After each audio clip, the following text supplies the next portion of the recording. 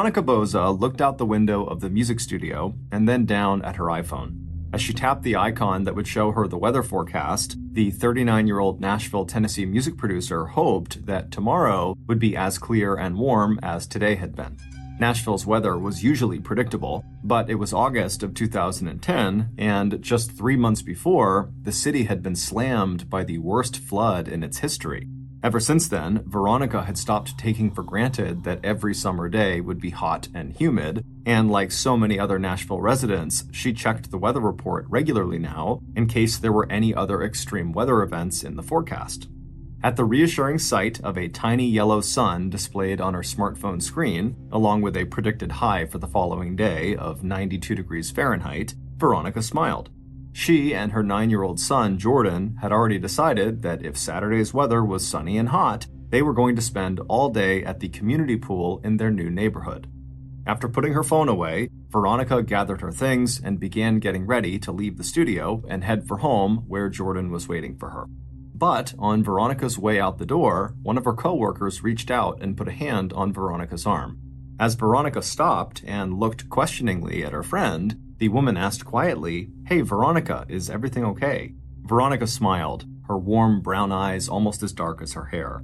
She loved her job here in the city known as the music capital of the world, and she also loved the fact that she worked with such a tight-knit community of people who genuinely cared about each other's lives. It had not exactly been a secret that Veronica was going through a tough divorce and that Jordan, who sometimes accompanied his mother to work, had become a bit withdrawn and clingy as his parents worked out their personal and legal differences.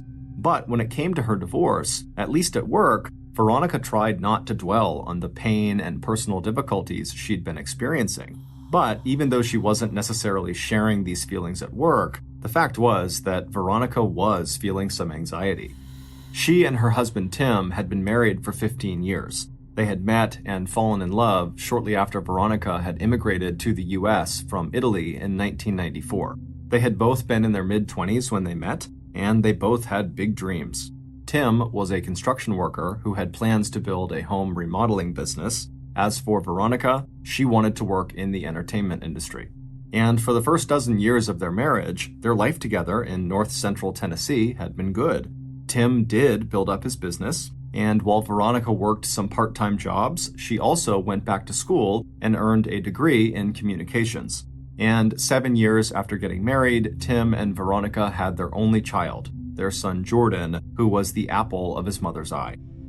It had taken Veronica's career a little longer than Tim's to take off, but when it did, and she got a job as a music producer in Nashville, Tennessee, where the Bozes lived, it seemed like the sky was the limit for her.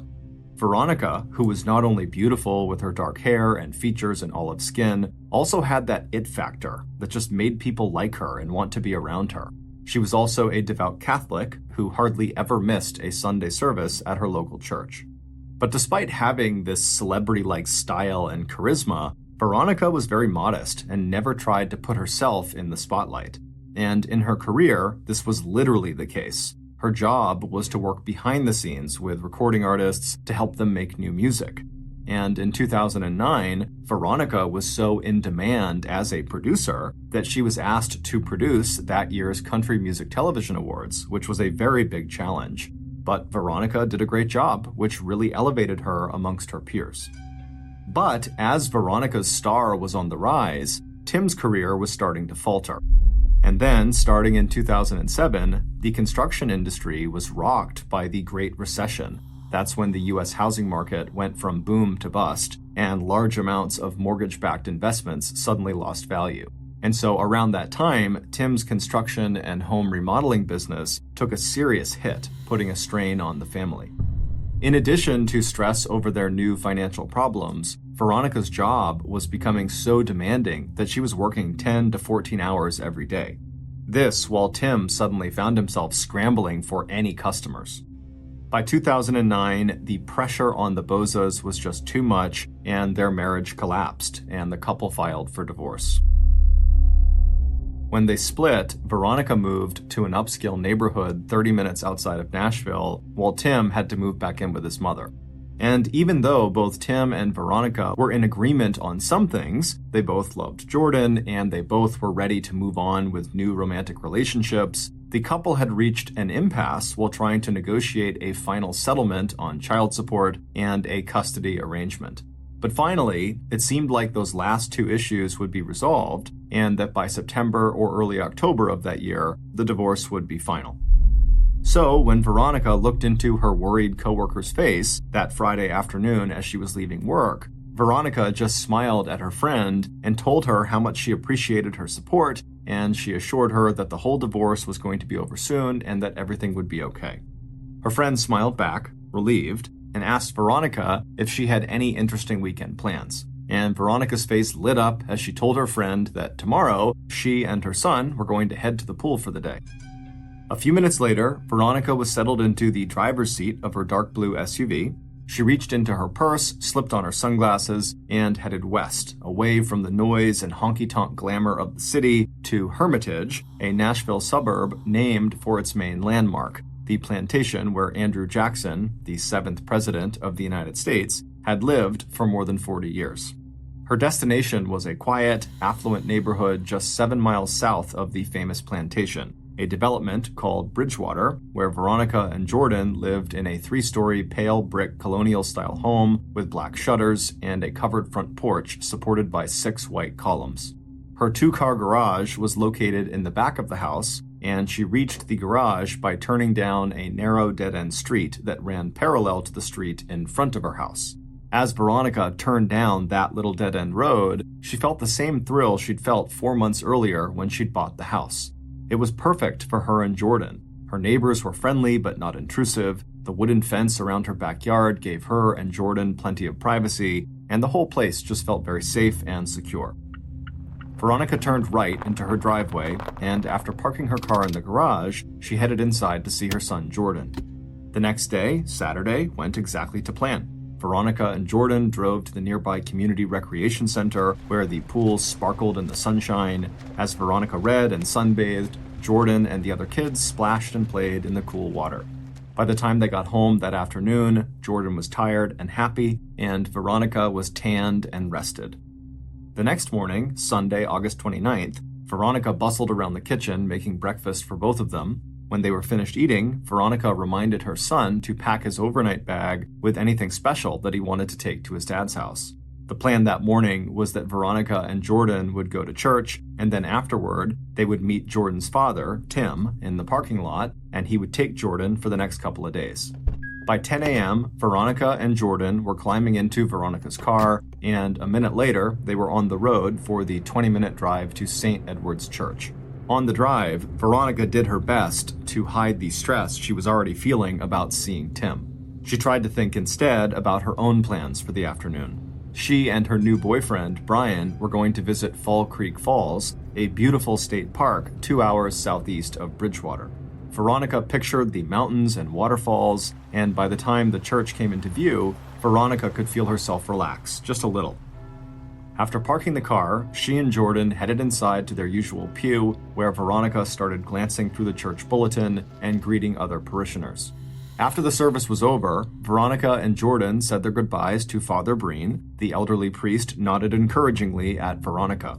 He knew that Tim and Veronica used the church parking lot as a place to exchange custody of Jordan, and he could feel Veronica tense as she stepped outside the church and spotted Tim's car in the lot. Although Tim and Veronica had initially agreed to a 50-50 custody arrangement, Jordan was actually spending substantially more time with his mother than with his father. While Veronica was more than okay with this, she did want her child support payments to Tim to be reduced, so they reflected the actual amount of time that Jordan was spending with his dad. But hopefully, their lawyers could work something out, and soon, because Veronica really, really wanted this marriage to be over. Taking a deep breath, Veronica slipped her hand into Jordan's, and the two of them walked away from the church down the sidewalk to the parking lot. A few minutes later, she and Jordan had reached Tim, and after exchanging only a few curt words with her estranged husband, Veronica gave Jordan a big hug and told him to have a great time with his dad and with his grandmother. Then Veronica turned around and headed back toward her car. As she walked, she looked up and saw Father Breen still standing in the doorway of the church. She waved and smiled at him, and he did the same back. When Veronica reached her car, she climbed inside, turned it on, and then began the 20-minute drive back home. She already missed her son, but she'd be seeing him in a few days. And in the meantime, she did get to have some alone time with Brian. Veronica and Brian were both music and TV producers, and when they'd met about 6 months earlier, the chemistry between them had been instant. And over the last several months, their feelings for each other had only deepened and grown stronger. As Veronica pulled into the Bridgewater neighborhood, she glanced at her watch. It was just after noon. She and Brian had already spoke on the phone earlier that day, and the plan was for him to meet her at her house around this time so they could head out to Falls Creek Falls. Veronica turned down the narrow dead-end street behind her house and then into her driveway. She opened her garage door, she drove inside, and was about to push the garage door remote again to close the garage door behind her when she paused. She had noticed something in her rearview mirror as soon as she pulled into the garage, and so to get a better look, she turned around in her seat and looked out her car's back window. And sure enough, there, outside, on her driveway, was something totally unusual that should not have been there. About 20 minutes later, at 12:30 p.m., the 911 dispatcher at the Metropolitan Nashville Police Department received a frantic call from a man who identified himself as Brian Robinson. He was standing inside the house belonging to his girlfriend, Veronica Boza, and Veronica was dead. No, he had not checked for a pulse. No, he had not tried to render any medical assistance. Please, he said, giving dispatch the address, just get here. By 12:50 p.m., police cars and medical personnel lined the quiet street in front of the stately pale brick colonial house with more vehicles and flashing lights parked out back in the driveway. The white pillared porch and perimeter of the house were soon cordoned off with yellow crime scene tape. Inside the house, veteran homicide detectives Johnny Crumby and Andrew Injachok stood in the spacious living room looking down at the ruined and mangled body of one of Nashville's rising stars. Veronica lay on her side on the living room floor. Spread out around her on the polished wooden floorboards was a pool of blood that had already started to darken and thicken at the edges. Veronica had been shot at close range at least 4 times. Even without an autopsy report, it was clear from the abrasions on Veronica's forearms, the open door of her car, and the spilled contents of her purse in the garage that Veronica had at first tried to outrun her attacker. But when that didn't work, she had most likely turned and stood her ground, attempting to fight her attacker off. The motive for this crime did not appear to be a robbery, since investigators quickly found money and checks in plain sight in the house, along with $300 in cash inside the kitchen pantry. But a quick check of Veronica's SUV, the garage, her purse pockets and tabletops, as well as drawers, did show that at least one important thing was missing, and that was Veronica's white iPhone. Meanwhile, the crime scene technicians had also found one important piece of physical evidence. At first glance, it had appeared to police that the killer had picked up all the shell casings from the bullets they fired into Veronica's body. But after moving aside the furniture in the living room, crime scene techs had found their first critical clue. Snugged up against the baseboard behind the white sofa was a single shell casing that the killer must have left behind in their rush to leave the house. Now, looking down at the grisly scene in front of them, even the seasoned detectives were shocked at the brutality of this crime. Although the murder rate in Nashville was almost twice the national average, very few of those homicides were ever committed in affluent neighborhoods like Bridgewater. On the other hand, as these detectives knew, Tennessee was a state that ranked in the top 5 in terms of domestic violence and domestic violence-related homicides. As crime scene technicians began moving through the house, dusting for fingerprints, taking pictures, and marking and bagging evidence, Detectives Crumby and Injachok headed for the back door. The first person they wanted to talk to was Veronica's boyfriend. Not only had Brian found Veronica's body, but his reaction to that discovery had raised some red flags for the detectives. While he had immediately called 911, it was only after the 911 dispatcher had told him to that he had even checked to see if Veronica was still alive.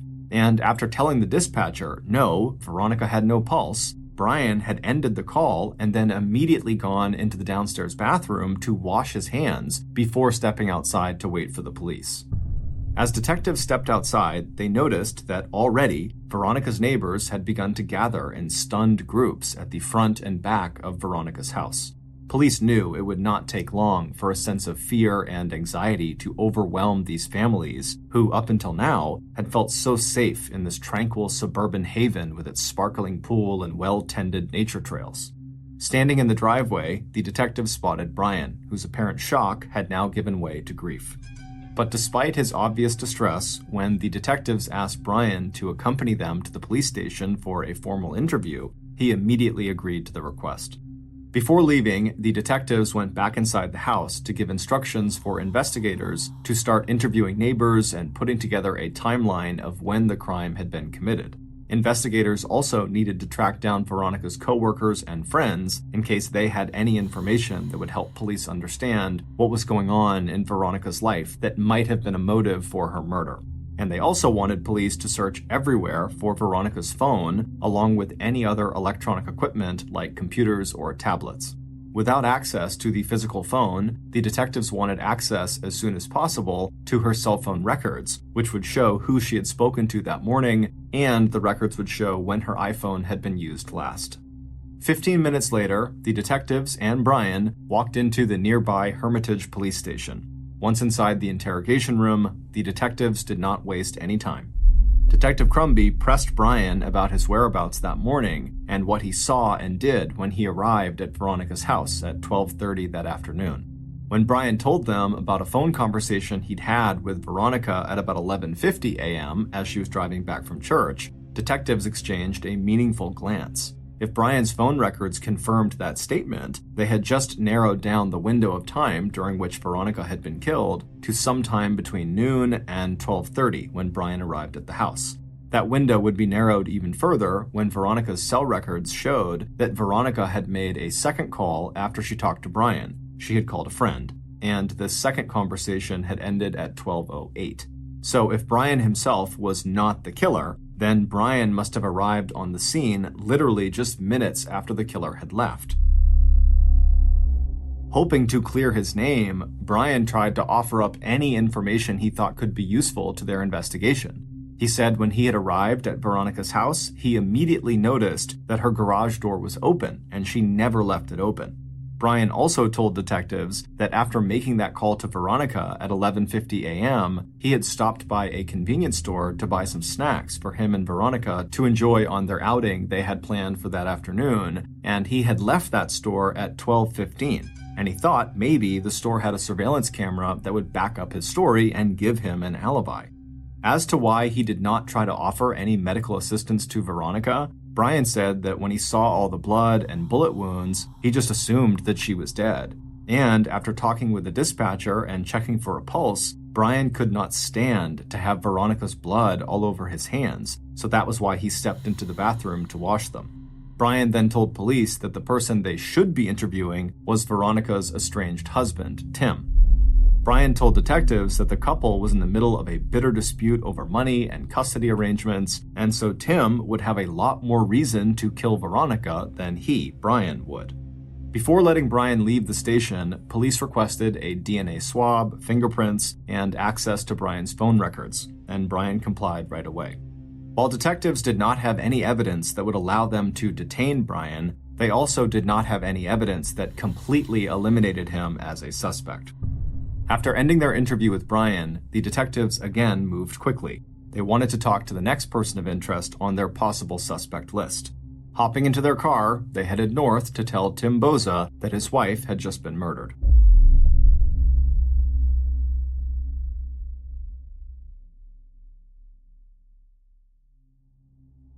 Tim answered their knock on the front door of his mother's house in Robertson County, a 35-minute drive from the church parking lot where Tim had picked up Jordan earlier that day. After hearing the news of Veronica's death, Tim seemed most upset not by the murder, but at the prospect of having to tell his 9-year-old son that his mother was now dead. After making plans to leave Jordan at his sister's house, Tim willingly accompanied the detectives to the police station for a formal interview. By 7 p.m. that night, he was sitting in a police interrogation room, answering pointed questions about his financial problems, how much money he stood to lose in the divorce, and the statements they'd heard about the couple's volatile relationship. Tim admitted that he and Veronica were not getting along, and that he was worried that Veronica was going to try to limit the time Tim could have custody of his son. Tim also told police that he had not wanted the divorce, suggesting that Veronica's long workdays and high-powered job had put as much strain on the marriage as Tim's money troubles had. Tim also suggested that his wife had been unfaithful. Detectives were surprised that Tim was speaking so openly about marital problems that could be seen as motives for murder, but when pressed by Detective Crumby, who told Tim, quote, "Something about you doesn't seem right," Tim pushed right back. He understood that police were only doing their job. He was the soon-to-be ex-husband, and they had to investigate his possible involvement, but he insisted that he had had nothing to do with the murder. He also told police that he could account for all of his movements that day, starting with the time he left the church parking lot at 11:45 a.m. with Jordan. Tim told detectives that after he had arrived home, he had left his son with his mother, so Jordan's grandmother, at the house, and then Tim had gone out to a home supply store to get the materials he needed to make a plumbing repair, and then he also made a stop at a local grocery store to buy some soda for Jordan. Tim produced time-stamped receipts and suggested that the police see if either store had surveillance cameras that could confirm where he was that day. Like Veronica's boyfriend, Brian, Tim also agreed to give police a DNA swab. He allowed them to take photographs of him and said it was perfectly fine if police wanted to examine his phone and confirm the list of calls Tim had made that day. That night, while waiting for the autopsy report and the crime lab's report on evidence collected at the crime scene, Detectives Crumby and Injachok started poring over the cell phone records they had obtained from the phones belonging to Tim, Brian, and Veronica. And that's when they noticed that there was one number that appeared dozens of times in Tim's phone records. It belonged to Tim's business partner, Coy Cotham, who went by the name Corey Cotham. Since Tim had already told the police that he had made several calls that day to Corey, it wasn't the identity of this caller that surprised the detectives. It was the number of calls back and forth between Corey and Tim, including 13 separate calls on the day of Veronica's murder and dozens of calls and text messages over the previous days and weeks. Intrigued, detectives ran a background check on Corey, and they were stunned to find out that he had 2 prior convictions for aggravated assault. The detectives finished work late that evening, feeling good about the progress they'd made so far. But by mid-morning the next day, so a day after Veronica was killed, August 30th, that sense of optimism had disappeared. The alibis for their 2 main suspects, Tim and Brian, had both come back rock solid. Surveillance footage would confirm that Tim was not anywhere near the crime scene when Veronica was murdered. And similarly, police were able to confirm that Brian had in fact left a convenience store at 12:15 p.m., and given that he called 911 at 12:30 p.m., just 15 minutes later, to report finding Veronica, that would not have left him enough time to commit the murder. Interviews with friends and neighbors had also failed to shine any light on what might have happened, especially with Tim and Brian in the clear. One neighbor had reported seeing a light-colored van or SUV on the road behind Veronica's house, but this neighbor could not identify the make or model, and he didn't get a license number, and he didn't get a good look at the driver. The shell casing that was found inside of Veronica's house, which turned out to be a match for the bullets recovered from the crime scene. It should be noted that all the bullets that had been fired at Veronica went through her, so they were able to find the bullets on the ground. That match was still an important clue, but only if they had a way to find out where the gun was now and who had used it. Suddenly, in the face of these disappointments, those phone records that the police were collecting and the name Corey Cotham had become the detectives' best and possibly only remaining leads. Convinced that a deeper analysis of data from the cell phones, along with the records of the calls, might generate new leads, the Metropolitan Nashville Police asked for help from the Tennessee Bureau of Investigation. The Bureau agreed and assigned one of its experts in computer and mobile device forensics to the Veronica Boza murder investigation. So, after turning over Tim's phone and all the phone records they had to the Tennessee Bureau of Investigation, Local investigators reached out to their new person of interest, Corey Cotham, and asked him for an interview, to which he agreed. But, like both Tim and Brian, Corey also had an alibi for the day of Veronica's murder. He told police he had spent the day at the home of a girlfriend in the Nashville area and that she could confirm this. As for any involvement in Veronica's murder, Corey said he had nothing to do with it. Unlike Tim and Brian, Corey refused to let police access his cell phone, which he said was locked inside of his vehicle. He also refused to give police a DNA swab.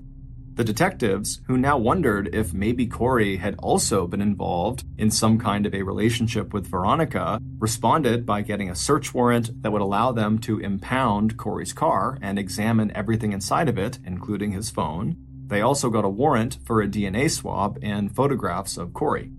Detectives now had their suspicions about Corey, but no hard evidence that connected him to Veronica's murder. So Corey, like Tim and Brian, was allowed to leave. After searching Corey's car and retrieving his phone, detectives immediately turned it over to the Tennessee Bureau of Investigation, and then the detectives turned their own attention to investigating Corey's alibi.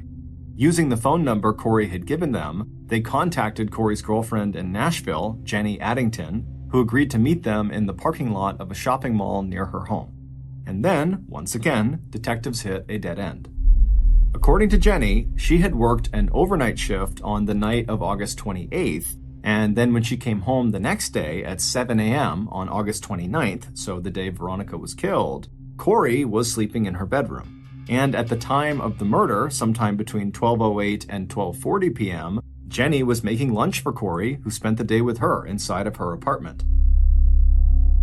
On September 5th, 6 days after Veronica's murder, Nashville's music community turned out in force to attend Veronica's funeral service. Also in attendance were Tim and Jordan, as well as Veronica's boyfriend, Brian, and police. But the only intel officers picked up was a rising murmur of concern and fear. What had really happened to Veronica? And could her murderer be right here in this church right now? It wouldn't be until 6 days after that funeral service that investigators would get a phone call that would finally give them the answers to those questions and would break the homicide case wide open. On Saturday, September 11th, exactly 2 weeks after Veronica's murder, Corey's Nashville girlfriend, Jenny, called the Metropolitan Nashville Police Department and asked to speak with Detectives Crumby and Injachok. She told the officer who had picked up her call that she had not been entirely truthful with the detectives when she had spoken to them last, and now she was terrified and she wanted to come into the police station and tell the detectives what she actually knew.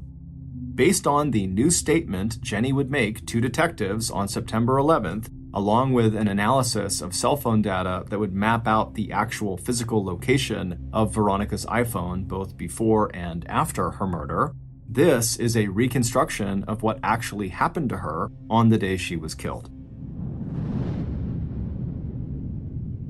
Sunday, August 29th was hot and humid, but inside of St. Edward's Catholic Church in Nashville, the air was cool, and as the 10:30 a.m. Mass came to an end, Veronica felt a sense of peace settle over her. She sat quietly for a moment with her son Jordan, exchanging goodbyes with other parishioners and waiting for the pews to clear before she and her son also slipped out into the center aisle and began making their way to the big doors at the back of the church. As Veronica and Jordan passed by Father Breen on their way outside, Veronica stopped for a second to shake hands with the priest. She had been so grateful over the past year for his support and encouragement. Now, as she glanced toward the parking lot where she knew Tim would be waiting, Father Breen smiled and gave her hand an encouraging squeeze. Veronica smiled back and thanked him again for his prayers and blessings before stepping from the dim interior of the church into the sun and heat.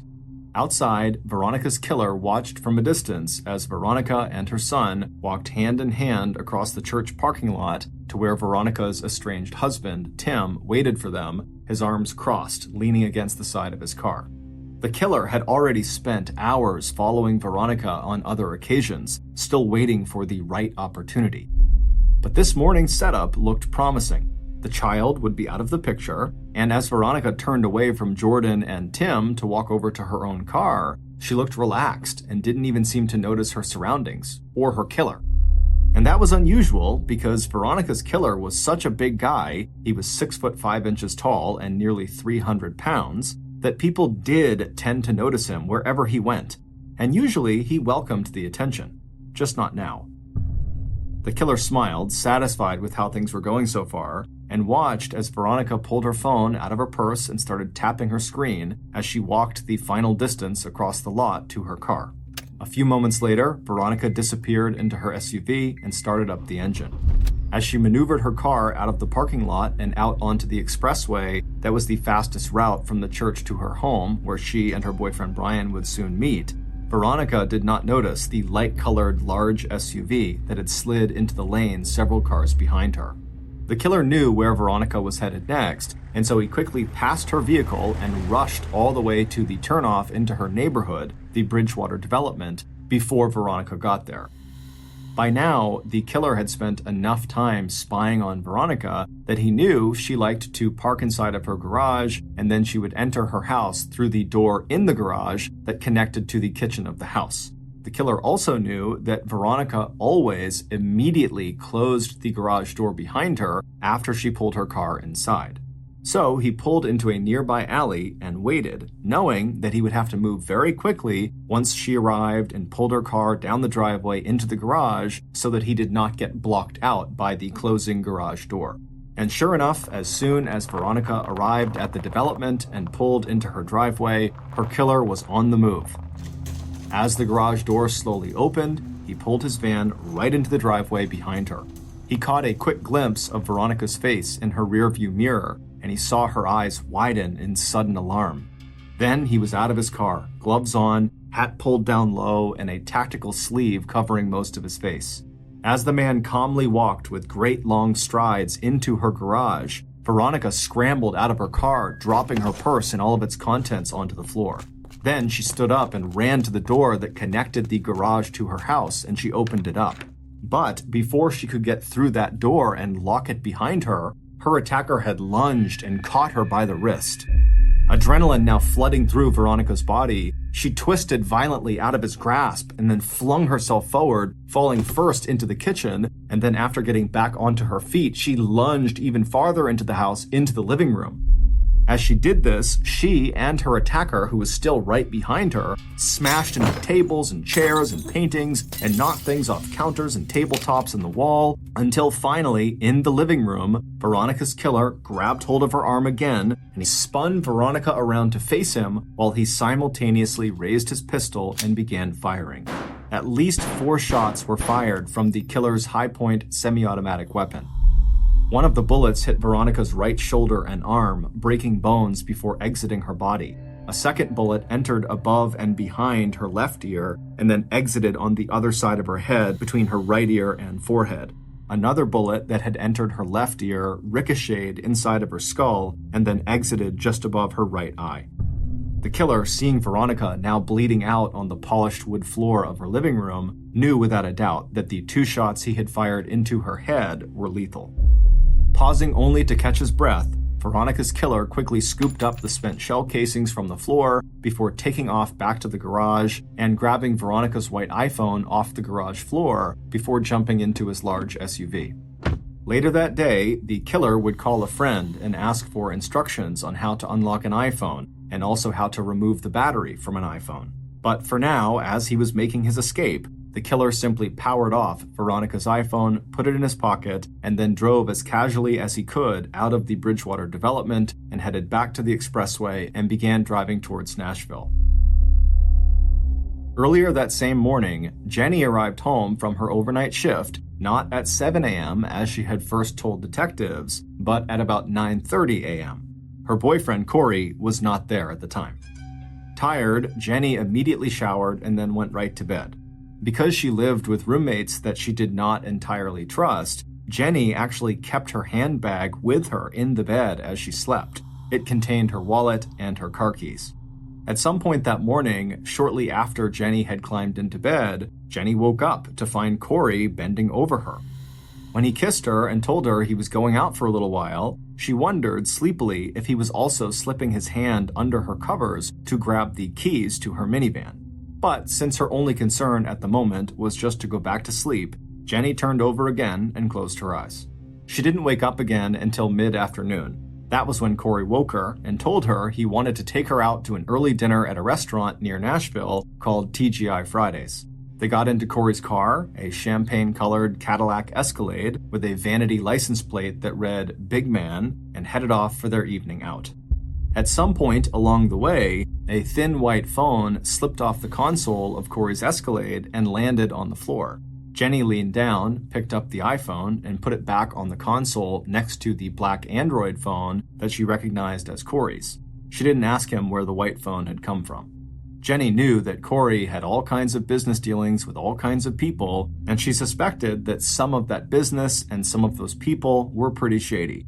It had been Corey, after all, who had convinced Jenny to steal her soon-to-be ex-husband's high-point 9mm handgun, along with plenty of ammunition, back in July. At the time, Corey said that Jenny might need it for protection, and she had been carrying it around ever since in the back of her minivan in a red-maroon lunch bag. Except that Jenny's ex had filed a stolen weapon report with police, and when Jenny had gone to look for the gun a few weeks ago, thinking she should just return it in case police decided to come question her about the missing weapon, the gun and the maroon bag had disappeared from her car. She'd asked Corey at the time if he'd taken it, since he sometimes borrowed her van and also helped her now and then take groceries out of the rear compartment, but he denied ever touching it. By the afternoon of the following day, Monday, August 30th, Corey was in a terrible mood. He told Jenny that police were after him for information about the recent murder of his business partner's wife, and that they had impounded both his Cadillac Escalade and his cell phone. Corey told her that she really needed to help him out. Just to get the cops off of his back, he told them that he had been with her all day yesterday, and if police got in touch with her, that's what she should tell them. That he'd been at the apartment with her from 7 a.m. till they left the apartment together to go eat dinner at TGI Fridays. Jenny agreed because she knew this wasn't really a request, it was an order, and she knew better than to cross Corey when he was in one of his moods. But it wasn't until after police did talk to Jenny that evening outside of the strip mall, and she confirmed Corey's alibi, that Jenny started to feel uneasy and a little afraid about having done what Corey had told her to do. As details of Veronica's murder started being reported all over the news, Jenny thought again about that missing gun that she had taken from her ex and about that white iPhone she had seen in Corey's Escalade. And then things got even worse. It turned out that one of Corey's acquaintances had told police that Corey had asked him to clean a high-point pistol for Corey, and that Corey had brought the weapon to him inside of a maroon lunch bag. And shortly after that development, Jenny had overheard Corey making plans to leave the United States for Barbados, an island country in the West Indies. Worried that she was about to get caught in the middle of a legal mess, and increasingly afraid that Corey was the person who had taken that gun out of her minivan, Jenny decided she had to come clean to police about Corey's alibi. So on September 11th, Jenny called the Metropolitan Nashville Police and told Detectives Injichok and Crumby the truth about Corey's alibi. That on the morning of Sunday, August 29th, Jenny had no idea where Corey was between 7 a.m. and mid-afternoon when he woke her up to bring her to TGI Fridays. After this admission, Jenny agreed to fully cooperate with police. She also agreed to a DNA swab and allowed police to examine her phone. And police quickly ruled Jenny herself out as a suspect, since her phone was nowhere near the crime scene when Veronica was murdered. But what Jenny didn't know when she called the detectives to tell the truth was that the police had actually already come to the conclusion that Corey had to be the killer. According to the phone forensics expert from the Tennessee Bureau of Investigation, on the day of Veronica's murder, even though her phone had been powered off, they were able to track its position. And on that day, after her death, Veronica's white iPhone followed the exact same track as another phone.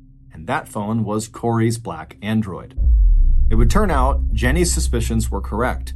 Corey had indeed taken the gun from the back of her minivan, and he had used that gun to kill Veronica Boza. He would be arrested on September 21st, 23 days after the murder. But that was not the end of this murder investigation, because police were about to uncover one final unbelievable twist to the Veronica Boza homicide, which was literally the kind of thing you would expect to see in a movie. It would turn out Corey was not Veronica's only killer. Although this other killer was far away from the Bridgewater development at the time of the crime, and he never so much as touched the weapon that was used to kill his wife, it was Tim Bouza, Veronica's estranged husband, who had first planted the idea that led to Veronica's death. Back in late June, early July, bitter and broke over a divorce that looked like it would end with him getting less time than he wanted with his son and less money than he wanted from Victoria, Tim and his business partner and best friend, Corey Cotham, who was also broke and also facing relationship issues, started talking about a crisscross murder scheme, just like the one that Hollywood actors Danny DeVito and Billy Crystal played out in the 1987 comedy thriller Throw Mama from the Train, where Billy Crystal's character agrees to murder the mother of Danny DeVito's character, and Danny DeVito's character agrees to murder the wife of Billy Crystal's character. But unlike in the movie, where neither the overbearing mother or the deceitful wife is actually killed, Corey and Tim decided they should do this and actually follow through. The plan was that Corey would kill Veronica for Tim, which he did, and in exchange, Tim would kill the ex-husband of one of Corey's girlfriends for Corey. However, Tim did not get a chance to commit that murder before they were caught. And although Tim later denied that the two men had any kind of formal agreement to carry out either murder, investigators would go on to find plenty of evidence to the contrary, at least when it came to the murder of Tim's wife, Veronica. That evidence included the 13 phone calls that Tim and Corey exchanged on the day Veronica was killed, along with several text messages in which the men planned the murder. And just after the murder, Tim got an update from Corey saying, quote, "It's done." It would turn out that in addition to just wanting their respective kill targets erased because of the trouble they were apparently causing them, both men, Corey and Tim, had a big financial motive to carry out the murders. Specifically, the murder of Veronica. Corey expected to be paid $35,000 for killing Veronica, and Tim, who knew if Veronica was killed before their divorce finalized, would be the beneficiary of his wife's $550,000 life insurance policy. The Boza's financial planner later testified that on the day of Veronica's funeral, Tim had approached him immediately after, asking when Tim could expect that life insurance payout. In February of 2012, Corey Cotham was convicted of first-degree premeditated murder and, quote, especially aggravated robbery, and was sentenced to life without parole plus 25 years. 6 months later, in October, Tim, who had testified against Corey at Corey's earlier trial, was sentenced to life in prison as well, but with the possibility of parole after 51 years. As of 2021, Veronica and Tim's son, Jordan, was living with an aunt in Tennessee and was going to college.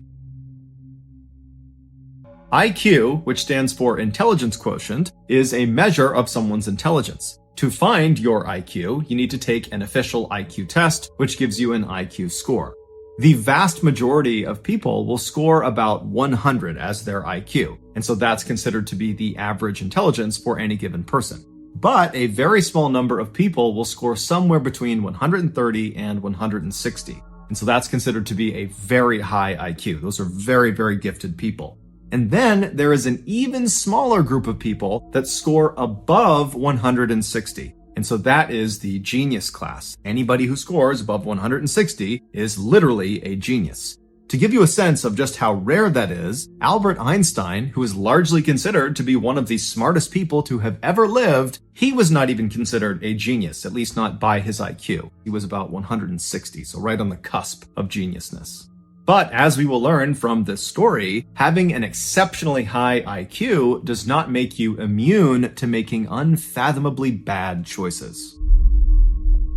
In 1991, 31-year-old Jackie Katarik, who had a genius IQ of 170, so she was smarter than Albert Einstein, she graduated from UCLA Medical School with honors. She completed her medical residency, which is like a multi-year apprenticeship for new doctors, at Cedars-Sinai Hospital in Los Angeles, which is one of the very best hospitals in America.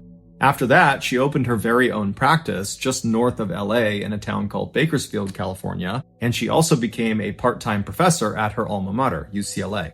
By all accounts, Jackie was brilliant, she was successful, and she loved what she did, and her patients and her students loved her right back. Fast forward to 2010, Jackie was 49 years old, and she was still running her very successful practice, and she was still teaching at UCLA, and she was in an on-again, off-again relationship with a 58-year-old man named William Moody. While the details of their relationship are not really publicly known, it's fairly easy to deduce from the reporting that came from this case that Jackie and William fought a lot. On Wednesday, August 25th of that year, Jackie was spotted by herself at a Mediterranean restaurant in Bakersfield, California, having some drinks. And then at some point during the night, she called a ride service to pick her up and take her home again. Even though we don't know this for sure, it's assumed she was too intoxicated to drive, and that's why she called the ride service. The following morning, Jackie did not show up for work. Her assistant at her medical practice is the one who noticed Jackie had not shown up, and so when she didn't, she called her boss, but her boss didn't pick up.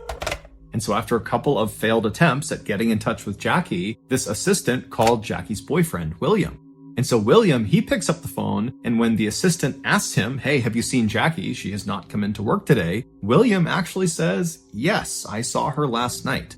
William would explain to the assistant that the night before he was in his house by himself in Bakersfield, California, not far from this restaurant where Jackie was last seen. And he said that at some point, unannounced, he saw Jackie pull up in front of his house. And so he could tell from her general demeanor and her look and her pace that she was upset about something, or he just sensed there was going to be some conflict if he went to the door. And so he decided to actually slip out the back door and kind of run away from his property before Jackie could see him. And so he actually left the property and went to a friend's house who was nearby and spent the night with this friend. And so when the assistant called William, William was actually still at this friend's house. He had not been back to his actual property. And so he would tell the assistant that, the last I saw of Jackie, it was late at night. She had pulled up in front of my house, but then I split. So I don't know what she did. I assume she left. But William would tell the assistant that, I'll go back over to my house and I'll see if she's still there or if there's some indication of where she might have gone. And so William hangs up the phone, he leaves his friend's house and walks the couple of blocks back to his own property. And when he gets there, sure enough, right out front of his house is Jackie's car.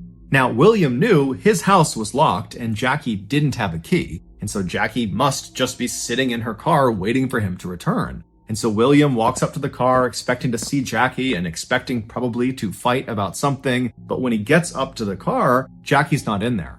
But her purse, her cell phone, her wallet, that's all over the inside of the car. And so William turns and looks at his house thinking, is she in the house? Did she somehow get in? Is she on the back of the house? And so William just starts yelling out for Jackie as he begins to walk around his house. And so as he goes around towards the back of the house, he's yelling out for Jackie. No one's calling back. And then he reaches the back of the house and there's no sign of Jackie, but he sees there's a shovel on the ground near his back door. And then he looks at his back door and it looks very obviously like someone, probably Jackie, had been using the shovel to try to pry open the back door. Like they were trying to break in, but it hadn't worked. And so William just kind of sees that and then continues walking around the other side of the house. So he's completely walked around the entire property. There's no sign of Jackie. And so he's thinking, okay, I guess she must have gotten in somehow. She's in the house somewhere.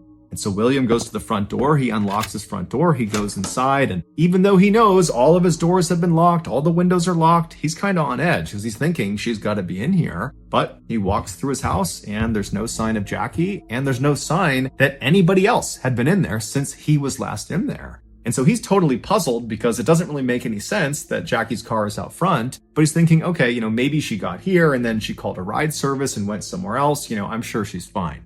So William calls the medical assistant and says, look, her car's here, her stuff's here, but she's not here. I don't know what she's doing. I'll let you know if anything comes of it. The assistant said, I really feel like something's off here and we really do need to call the police. And so William would say, you know what? I think that's a good idea too. Let's just get them involved and make sure she's okay.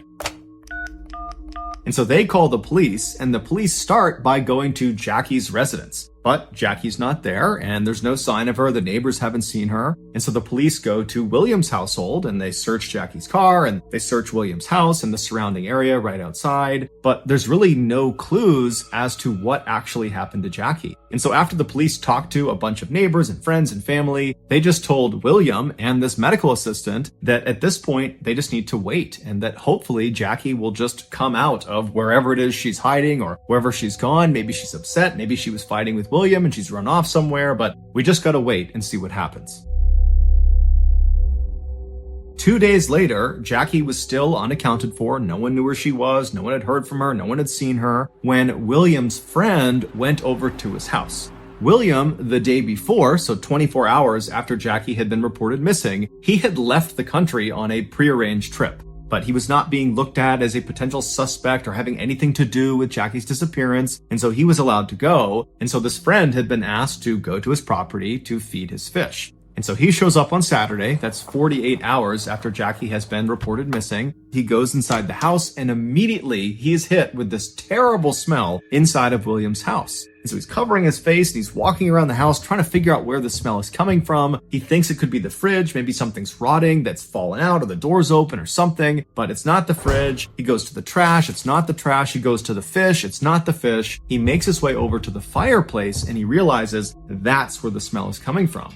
And so kind of reluctantly, he gets down and he kind of smells inside the fireplace, but it's not really coming from the area where the logs would be. It's coming from up in the chimney flue. And so he puts his head down and kind of turns and looks up the chimney, and about 2 feet up the flue, dangling down, are 2 human legs, and they would be Jackie's legs.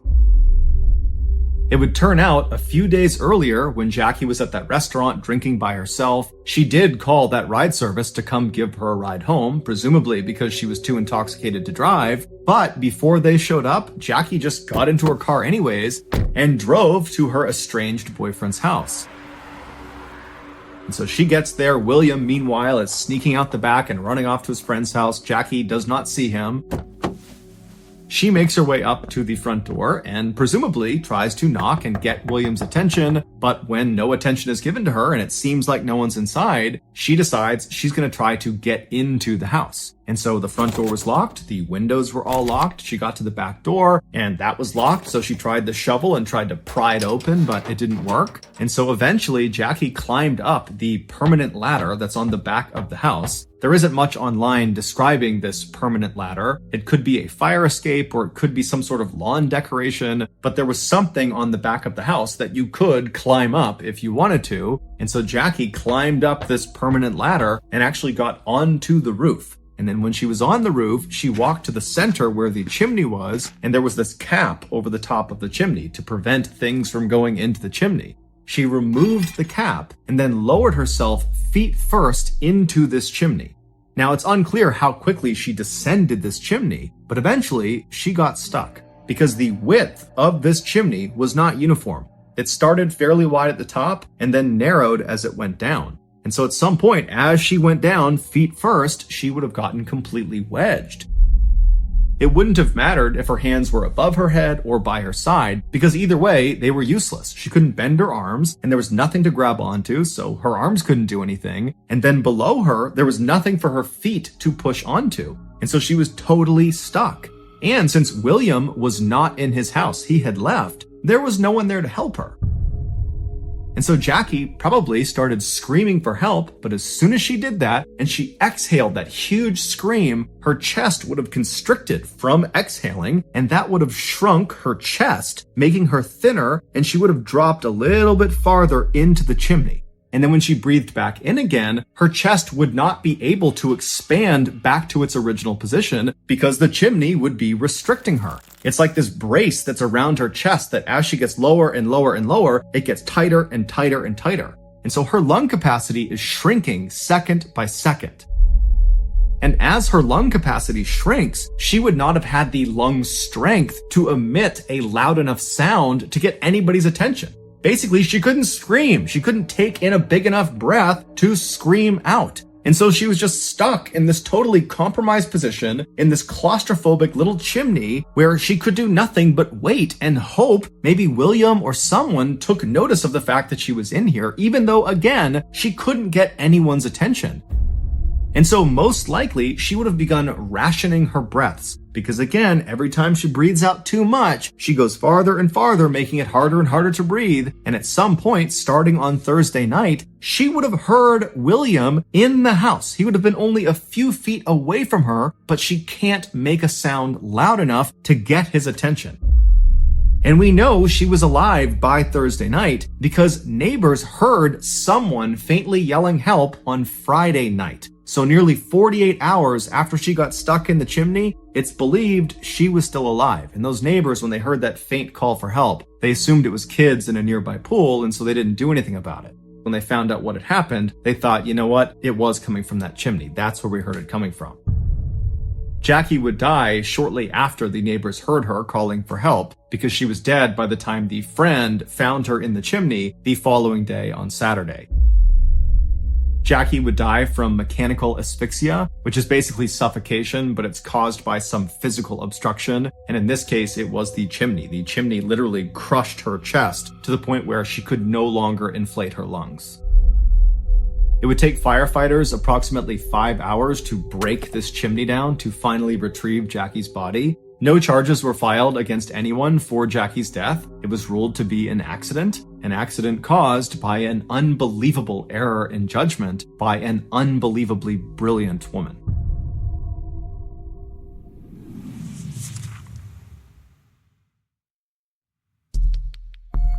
Our next story is called Gold Digger.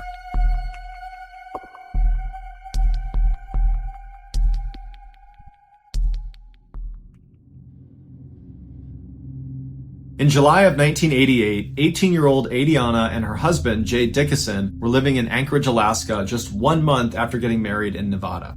Jay, who had lived in Alaska for several years before Adriana joined him, had taken up an interest in something called placer mining, which is basically mining riverbeds for minerals like gold. And as soon as Adriana moved in, she picked up the hobby as well. The area they mined for gold was south of Anchorage in Cook Inlet. Jay owned a gold claim there. Over the years, Jay had found it to be very cumbersome just getting to Cook Inlet. Even though it was just south of Anchorage, the roads forced him to drive all the way around the inlet before being allowed in. However, he had discovered a shortcut. During low tide in the inlet, one of the two northern waterways that fed into the inlet, called the Turnagain Arm, would be completely dried up and it would turn into this huge open mudflat. And so Jay could leave Anchorage, go south, leave the highway at the Turnagain Arm, and drive directly over and across the mudflats and reach his gold claim in half the time. On the evening of July 14th, the young couple decided that the next day they wanted to go gold mining. And so Jay checked the tides of the inlet to see what the status would be for the next day, and he was pleasantly surprised to see that very early the next morning there would be a low tide, perfect for them. And so the next day, the couple got up at sunrise, they hopped in their Jeep, and they started heading south. They left Anchorage, they hopped on the highway, and they went south all the way to the access point to Turnagain Arm, and they looked out in front of them, and sure enough, it's completely low tide and it's ready for them to drive over. As they turned off the highway and drove down the small access road that brought them to the actual mudflats, they passed by a series of signs telling them not to go on the mudflats. But Jay had done this dozens of times without any incident, and Diana, she'd done it only a couple of times, but both times it had been no big deal, so neither of them paid any attention to the cautionary signs. Soon they were rolling across the mudflats on their way to Jay's gold claim. But on their way, their Jeep suddenly got stuck in the mud. And Diana, she hopped out, she went to the back of the Jeep and began pressing as Jay pushed down on the accelerator. The Jeep eventually lurched forward and was free of the mud, but Diana was actually now stuck in the mud because as she pushed, she drove both of her legs down deep into this mud. She tried to pull herself out, she couldn't do it, and so Jay hopped out of the Jeep, walked around the mud, and got to his wife and began pulling on her. He couldn't get her out, but he told her he had a good idea. He went back to his Jeep and he got his dredge that he was going to use to try to look for gold, and he pushed it down into the mud and began sucking up the mud around one of her legs. And he figured if he just created enough of an air pocket by sucking out enough mud, she could pull that leg out, and then he could do the same thing with the other leg. And although it was a slow process, it was working, and slowly but surely they managed to get one of her legs out of the mud right as the 38-degree water began coming in, because tide was starting to come in. Neither of them were panicking because the dredge was clearly working, and if they could just get her other foot out, it wouldn't matter that the water was starting to come in. They would be able to get back to land, back to the highway before they got caught in the high tide. And so he put the dredge down next to her other leg, and he began pulling the mud out, and it was working, but then the dredge broke, and he couldn't fix it. And Deanna's starting to panic, Jay's starting to panic. He puts the dredge back in the Jeep, he gets a shovel, and he runs back to his wife and begins frantically trying to dig her out, but he can barely move the mud. It's like it's cement. And that's actually the reason why there's so many signs around these mudflats telling people to not go on them. Because there's a very small window of time between low tide and high tide where the ground goes from being solid and you can drive a car on it to being very soupy, and it's very easy to get stuck in it. But before the tide completely comes back in again, it re-hardens. And so if you're stuck in the mud and you don't get out again before it hardens again, you will remain stuck in the mud and 30 feet of water will come in on top of you. And so Deanna's trying to pull her leg out and she's panicking, and Jay is doing everything he can to try to get down there and get her foot out, but the ground's hardened at this point. Her leg is completely trapped inside of the mud, and the water is starting to come in faster and faster and faster. Jay told her he had to run back to the highway to try to get some help. He couldn't take his Jeep. There was too much water that had come in. It's now up to their knees, and so their Jeep's worthless. And so Jay is running away from Adriana, who's screaming for help. She's trying to get her leg out. There's nothing he can do. And so he's running through the water. He gets up to the highway, and he manages to flag down some motorists, and he pleads with them to please come out into the water and help me get my wife out. She's stuck in the mud. And they look out and she's flailing around and screaming, and the water is now up to her waist. And so two of these motorists actually run down into the water with Jay and risk their own lives to try to get Adriana out. Meanwhile, another motorist took off for a nearby cafe where he could alert authorities that someone is trapped and they need someone out there right now. Very quickly, the fire department and the state troopers arrived on scene, and they look out and they see the motorists and Jay trying to pull Adriana out, and the water has crept even higher up on her body. She's screaming, she's panicked, and Mike Opalka, who's one of these state troopers, he immediately ran over to the fire department and he got this big rubber tube, and he charged into the water and ran out to Adriana and grabbed her and said, "Everything's going to be okay. We're going to get you out of here." And he gave her the tube and he says, "You need to start breathing through this. The water's going to be over your head soon." And so Adriana, who's shaking because she's hypothermic and because she's terrified, she takes this tube and she's clutching it as the other rescue workers are running down with all their equipment to try to get her out. And then not that long after that, the tide had come in to the point where it was over her head, and all they could see of Adriana was this rubber tube she was keeping out of the water. But unfortunately, every attempt the rescue workers made failed, including getting a helicopter in and attaching a harness to Adriana and trying to pull her out that way. Nothing worked. The first responders and the motorists and everyone stayed with Deanna, holding on to her and trying to pull her out, but at some point the water was too cold and it was getting too deep, and they could not stay out there with her long enough. Michael Polka, the state trooper, was the last one out there with her, and he was struggling to keep his head over the water as he's still trying to pull her up, and at some point he noticed the tube she had been breathing in popped up on the surface with both ends exposed, so it had come out of her mouth. And so he fumbled with it, but his hand was so cold from the water he couldn't really grip it. He tried to reach down to give her the hose, but she was flailing and panicking, and she couldn't get the hose. She could not breathe through it, and at some point she went still. And Mike knew there was nothing he could do. She was gone, and so he let go of her, and being hypothermic himself, he barely was able to swim back to the shore and get out and go up onto the highway with the others. And there they sat for the next 6 hours as they waited for the tide to come all the way in and then go all the way out again and loosen up to the point where they could go out and retrieve Deanna's body.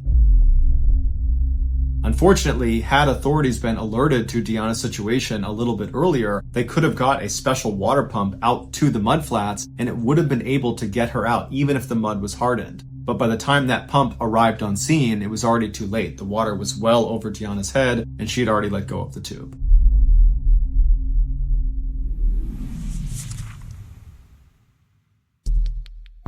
The next and final story of today's episode is called All the Way Down.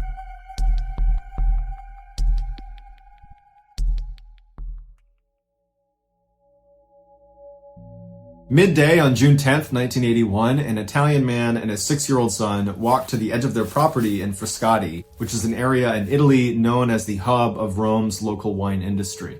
The father needed to repair a section of their fence, and his son, who he said had the soul of Huckleberry Finn, wanted to tag along. But as soon as the work began, Alfredo just wanted to go play in the vineyards, and so he ran off.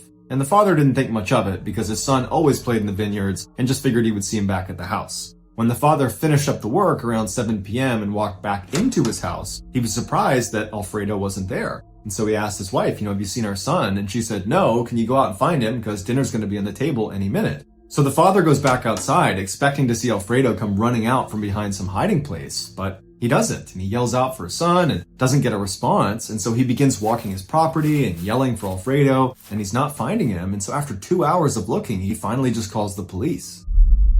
The police arrive, and initially it's just a couple of officers with flashlights, and they spend about 2 hours looking as well. They can't find him, so they call in backup in the form of officers with sniffer dogs, and the dogs began searching the property for another 3 hours, and they still couldn't find him. A little after midnight, the fire department, known in Italy as the fire brigade, they joined in as well. Shortly thereafter, a fire brigade officer was on the edge of Alfredo's property when he discovered a small hole in the ground. It would turn out Alfredo's neighbor had dug an illegal well, which was a common practice at the time, and generally, if you dug one of these wells and you struck water, you would report the well. But if you dug down and you didn't find water, you would just cover it up with a girder and you wouldn't tell anyone. In this case, however, the hole the officer was looking at did not have anything covering it. And so he knelt down and he yelled Alfredo's name into this hole, and at first he didn't hear anything. Then he yelled again and he heard Alfredo yell back for his mother. Alfredo must not have seen the opening as he was running around playing, and he fell feet first into an 80-meter deep shaft. After Alfredo was found, the fire brigade took over rescue efforts, and so additional fire brigade units were called to help. But as soon as those additional units showed up, the captains of the different units began arguing with each other because it wasn't really clear how they were going to get him out. And unfortunately, the fire brigade immediately made a very bad decision. They decided to lower a plank into the shaft attached by a rope that he could grab onto and they could pull him out that way. But when they lowered it at about 24 meters, the plank got stuck inside of the tunnel. And when they yanked on the rope to try to free it, the rope came off of the plank, but the plank remained wedged in the tunnel, blocking the tunnel. By the following morning, TV crews had swarmed the area, and one of them offered up a two-way microphone that could be lowered down into the hole so they could talk directly to Alfredo. When the microphone was finally lowered down next to his face, he was crying and pleading for them to get him out and that he missed his mother. Amateur spelunker Tullio Barnaby, a 23-year-old, had come over and joined the vigil that night. The plank plan shocked him for its foolishness, and so too did the scene. It was like everyone and no one was in charge. The well opening had been widened in hopes that a very skinny person would be willing to be lowered down to remove the piece of wood that was obstructing the tunnel. And since Tullio was a spelunker and was comfortable in confined spaces and was pretty skinny, he volunteered himself to do it. As he was lowered down, he quickly realized the inside of this tunnel was not a straight shot. It was more like a corkscrew. And so because of its windy nature, he was not able to get down to the wood. And so he signaled to go back up again. And when he reached the surface, he didn't have the wood in hand, but he told the fire brigade that because of the windy nature, it's unlikely Alfredo fell all the way to the bottom. He's probably stuck somewhere in the middle, which is a good thing. But we have to be really careful as we pull him out that we don't do anything that unintentionally causes him to slip farther into the hole. Tullio's suggestion was they go out and recruit professional spelunkers to be involved in the rescue because they would understand how to get someone out of such a tight space so far down in the ground. But the fire brigade disregarded his advice and said we don't have enough time for that. At 6 a.m. the next day, about 12 hours after Alfredo's fallen into the swell, the fire brigade would make another very poor decision. They decided they would drill down another hole parallel to the one Alfredo was in, and they would drill down past the point they believed Alfredo was, at which point they would turn and drill laterally and connect to the tunnel Alfredo's in, grabbing Alfredo, pulling him across, and back up the new tunnel. Tullio objected, and he said the vibrations from this drill are almost certainly going to dislodge the boy and cause him to slip farther into the tunnel. But once again, the fire brigade did not listen to him. The drilling began about 2 hours later, and by that afternoon, Alfredo's plight had become major national news, with every single TV station playing a 24/7 live broadcast of the well, watching the drilling take place. Even the Italian president made a special trip to the well to see how it was going. But the drilling was very slow, and Alfredo, he had that microphone next to his head, and he was crying half the time, and the other times he was just pleading with them to get him out and saying he was cold, or that he was tired, and the rescuers would say, we're gonna be down there to get you, don't fall asleep, we're gonna get you out of there. Finally, after 36 hours, they had drilled all the way down to their intended stopping point, and they began drilling across into Alfredo's well. When they finally broke into Alfredo's well, rescuers rushed in with flashlights and looked up and looked down, and there was no sign of Alfredo. And they called it up to the top and they said he's not here. And then all of a sudden they heard a faint voice coming from all the way down at the bottom of the well. The vibrations from all of the drilling had indeed caused Alfredo to slip all the way to the very bottom. They estimated he was approximately 30 meters below this new parallel tunnel, and at that depth, the temperatures would be freezing, and so now Alfredo, on top of everything else, was facing hypothermia. They quickly lowered the microphone again down to Alfredo, and they told him, "We're gonna get you out of there. We're sorry we dropped you, but we're gonna get you." And Alfredo's voice came back weak. He was tired. He was sore. He was freezing. He was crying. It was like the situation was just getting so much worse by the second, and rescuers knew they had to get to him probably in the next couple of hours, or that was it. And so another skinny man volunteered to go down into the hole, and they lowered him, and he would go all the way down to the bottom where Alfredo was. And he would call up that he found him and that Alfredo was alive. But Alfredo was stuck waist deep in this mud that the guy could not pull him out of. And so every time he'd begin to raise him slightly out of the mud, he'd lose his grip and he would fall back into the mud, going deeper into the mud each time. And after the 7th time of not being able to do it, Alfredo was getting dangerously close to being neck deep in the mud. And so the guy had to be pulled back out again. As soon as he was pulled back out again, more men volunteered themselves to go in there and try to yank him out, but many of them were not able to even get down to Alfredo. They would get stuck along the way. A couple did get to Alfredo, but they said his condition was worsening, he was weak, he wasn't even assisting trying to get pulled out. It was clear they were reaching the end. Finally, at 6:36 a.m. on Saturday, so 2.5 days after Alfredo fell in, they could not get him to respond on that two-way microphone. And so they sent down a sonar probe and they could not detect a heartbeat, and doctors declared him dead. The next day, liquid nitrogen was poured into the hole to preserve the body, and then 31 days later, they were finally able to extract it. After it was all over, the 25 million plus people that watched this take place live on television were crushed with what happened to Alfredo. There was a general sense that lots of people let this poor child down, which led to his death. But the person who was ultimately held accountable for it was the neighbor, who had illegally dug the well. And so the neighbor was charged with manslaughter and was sent to jail, but their sentence is not publicly available online.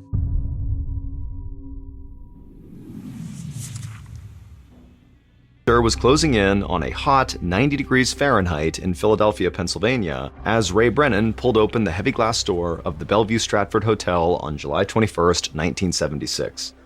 But the heat outside was the last thing on Ray's mind. He was just excited to be here at the Pennsylvania Convention of the American Legion, the nation's biggest veterans group. Ray, a retired Air Force captain, was now back among his people. Ray was 61 years old, and he had never married, but in some ways, he was married to the Air Force.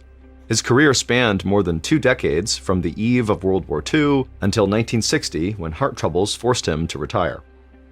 He never saw combat, but he helped save lives by running hospitals for wounded airmen in the Korean War. Ray walked a little taller when he was at these conventions.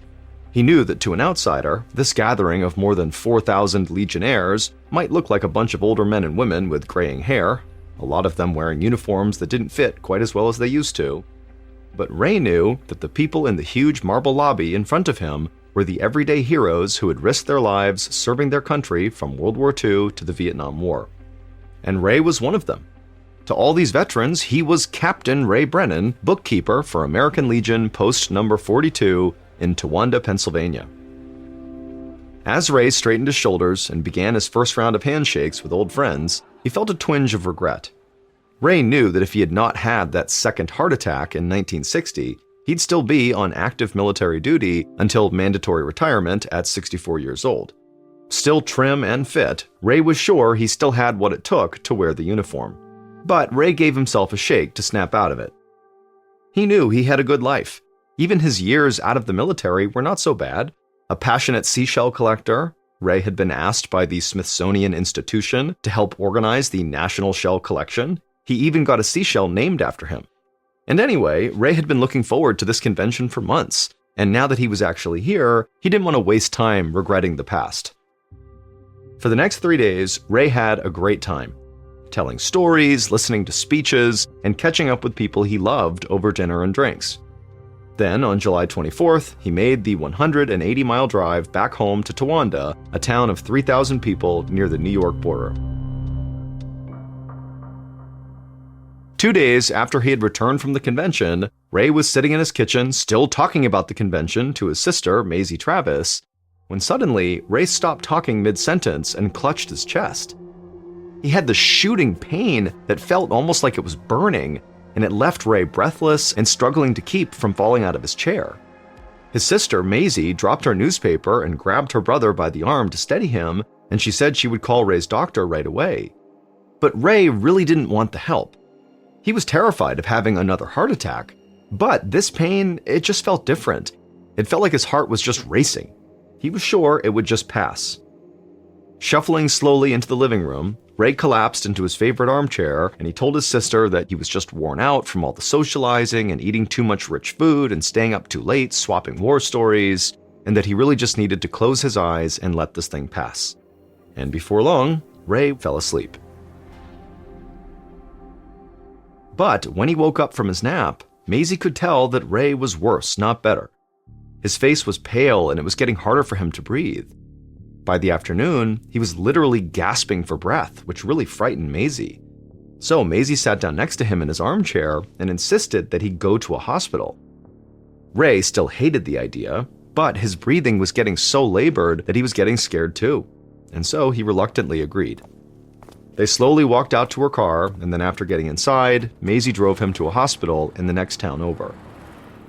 When they arrived, a nurse immediately placed an oxygen mask over Ray's nose and mouth. Then she took his temperature and saw that he was running a fever of 102 degrees Fahrenheit. The nurse helped Ray onto a gurney and wheeled him into the emergency room for more tests, which would include chest x-rays. Ray felt grateful that he could just lie down. A little while later, Maisie stood at Ray's bedside and held his hand as an emergency room doctor walked in with a very concerned look on his face.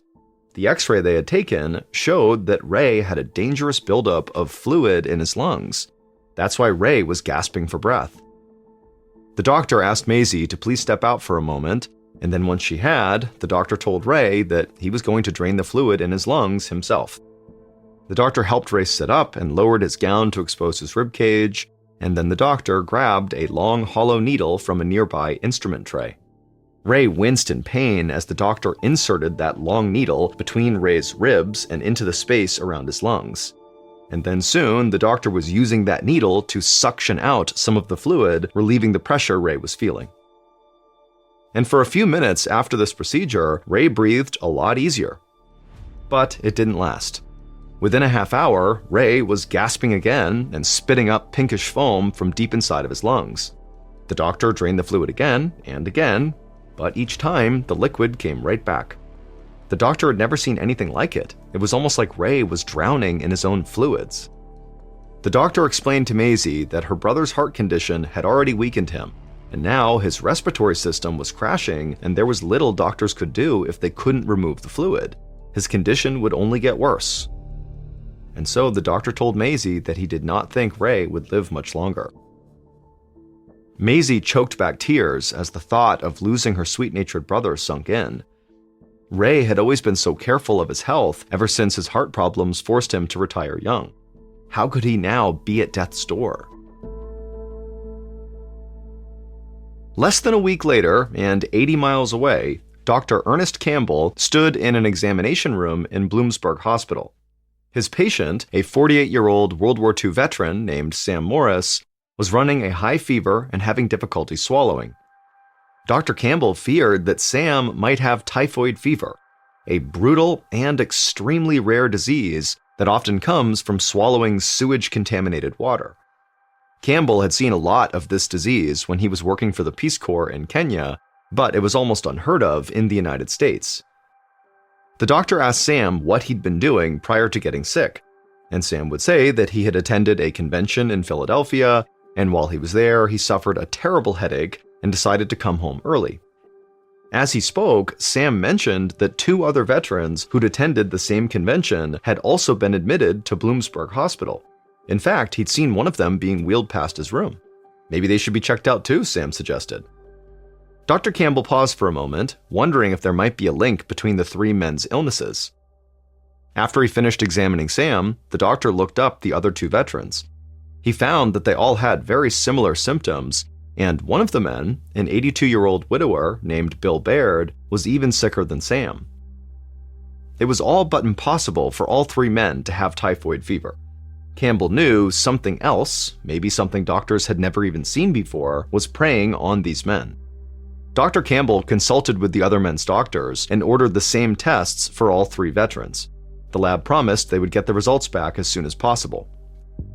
But before the results came back, the elderly veteran, Bill, got worse. No matter what Dr. Campbell tried, Bill's lungs kept filling up with bloody foam. Dr. Campbell felt powerless as he watched his patient's life drain away. And then early on the morning of Friday, July 30th, Bill died. He'd only been in the hospital for a couple of days. Later that day, Dr. Campbell was back in his office, trying to figure out how to treat the two remaining veterans in his care. He was just thankful that the two patients were younger and stronger than Bill had been. He hoped their bodies would be able to fight off the disease on their own. While Dr. Campbell looked over their charts, a nurse knocked on his door. She had the veterans' test results. Dr. Campbell eagerly grabbed them from her, desperate for any indication of what he was fighting. But as he looked the results over, Dr. Campbell's hope drained away. The results were inconclusive. There was nothing telling him how he could treat this mystery disease. Dr. Campbell realized he was not capable of tackling this disease on his own. Whatever had infected the veterans was extremely deadly. If it was contagious, it could be the start of a massive epidemic. He put down the test results, then picked up the phone and quickly dialed the number for the federal health authorities. He knew he had to get through and tell someone before this situation got even worse. Dr. Campbell had barely put the phone down before the news media began to hear rumors about a mysterious disease that seemed to be striking veterans who attended this American Legion conference in Philadelphia. The COVID pandemic was decades in the future, but even then, the public was anxious about the possibility of a disease that could spread wildly, potentially killing millions of people. The Chicago Tribune newspaper compared this Philadelphia outbreak to a popular movie at the time, The Andromeda Strain, that imagines a disease from outer space that comes to a small town on Earth and sets off a tidal wave of sickness and death. And so after that news story broke, doctors all across the country started getting all these calls from patients reporting respiratory symptoms and wondering if they too had the mystery disease. Many did not. They just had chest colds, but their panicky calls jammed up the emergency lines from coast to coast. 3 days after Dr. Campbell called for help, Dr. David Sensor rushed through the front doors of the Centers for Disease Control and Prevention in Atlanta, Georgia. The CDC was home to the world's foremost disease detectives, with a mission to prevent outbreaks both in the United States and also abroad. The 51-year-old head of the agency, Dr. Sensor, had gotten word over the weekend of an emerging health crisis in Pennsylvania. Dr. Campbell at Bloomsburg Hospital was one of the first people who had called it in. The CDC took Campbell's call very seriously, especially as a flood of other calls about sick veterans around the state poured in.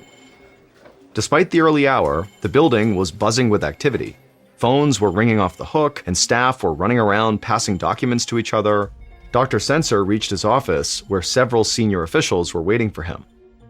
He sat down at his desk, and they briefed him on everything they had learned. Over the weekend, a mysterious epidemic had spread like wildfire. So far, the agency knew that a total of 37 people throughout Pennsylvania had been hospitalized with headaches, chest pains, fever, and lung congestion. 13 of them had died. Dr. Sensor rubbed his forehead and let the information sink in. He asked if they'd made any progress on identifying the cause of the disease, but everyone in the room just shook their heads. They didn't even know if this disease was caused by a bacteria, a virus, or something else. The only thing they knew was that almost everyone who got sick had attended that veterans conference at the Bellevue Stratford Hotel from July 21st to the 24th. But this clue only raised more questions. Not everyone who was sick had actually been inside of that hotel. A bus driver from western Pennsylvania who had simply dropped passengers off in front of the hotel and a female bank teller who worked across the street from the hotel had both died that morning. Neither of them had entered the hotel or participated in the conference, but they both shared the exact same symptoms as the veterans. Dr. Sensor frowned. He knew there was no way this was a coincidence. If other people had contracted the disease by just being near this hotel, it meant that whatever was infecting people was highly contagious. An outbreak like this could be catastrophic. His thoughts of a worst-case scenario were interrupted when another health officer walked into his office. This officer had just talked to a representative from the veterans group that had hosted this now infamous convention. Another man had apparently just died. Now, 14 people were dead from this mystery illness. The officer handed Dr. Sensor several autopsy reports, and as he read them, Dr. Sensor's face drained of color. The reports described the victim's lungs as being covered in a thick, bacteria-filled layer that looked like Brillo pads. This layer prevented some antibiotics from penetrating the lungs, which made it very difficult to treat this infection. And so, with medicine basically unable to help fight this disease, the victim's only slim hope was for their own bodies to somehow overcome the attack on their own. Dr. Sensor looked up at all the people gathered in his office, and he wasted no time telling them what to do. They had to get a team of scientists to Philadelphia as soon as possible and find out what was killing so many people. That evening, one of the CDC's senior investigators, a 32-year-old man named Dr. Fraser, broke through a gauntlet of reporters posted in front of the CDC headquarters. They shouted questions at him, but Dr. Fraser kept his head down and walked past all of them. He didn't have any answers yet, and he didn't want to give out any wrong information. But he hoped that would change soon. Dr. Fraser was going to lead 20 members of the CDC's Epidemic Intelligence Service to investigate this outbreak. This would be one of the most intensive searches for the cause of a mass outbreak in world history. Whatever the disease was, it was moving fast. In the few hours since Dr. Sensor had ordered Dr. Fraser to assemble a team, 10 more people had died and 39 more were seriously ill. Dr. Fraser met Dr. Sensor in a quickly assembled war room filled with photos and maps of the area and victims, nearly all of them being military veterans. After Dr. Sensor gave him an update, Dr. Fraser outlined his plan for the investigation. He would lead one team in Philadelphia, collecting samples from the hotel, while another team would travel throughout Pennsylvania, interviewing patients who had been hospitalized with this disease. He was confident that they would be able to figure out any common patterns between the various patients and find whatever was causing this. Dr. Sensor agreed that this was the best approach, and so he shook Dr. Fraser's hand, wished him luck, and sent him home to pack.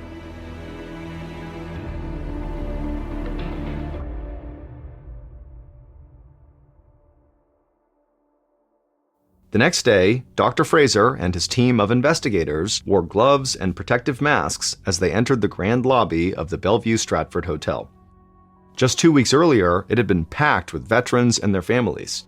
Today, it was nearly empty, except for a few startled-looking staff members. Dr. Fraser figured that nobody wanted to stay at this hotel until the cause of the outbreak was identified. The investigators' footsteps rang out on the marble floor as they walked to the reception desk and explained their mission: to gather physical evidence inside of this hotel that could be tested for the disease. The team went to work. Dr. Fraser instructed them to gather samples from every surface and object in the hotel. Then he reached into his satchel and pulled out a small plastic test tube. He unscrewed the top, which held a cotton swab soaked in a special solution. He carefully rubbed the swab on the reception desk and then placed it back into the test tube and labeled it. He wasn't going to overlook anything. Throughout the lobby, the EIS investigators were doing the same thing. One of them was on his hands and knees, painstakingly swabbing different sections of carpet. Another woman pulled off air conditioning grates to check the vents. Once they were done in the lobby, Dr. Fraser and his team went through every location in the hotel that had been used by the veterans during this convention. They swabbed door handles, elevator buttons, and furniture. They moved through the hotel's kitchens and bars, swiping the insides of water pitchers, coffee pots, and silverware. They collected bits of food and the ashes from the bottom of ashtrays. And then several hours later, Dr. Fraser led a team up to the roof of the hotel, 20 stories above the city.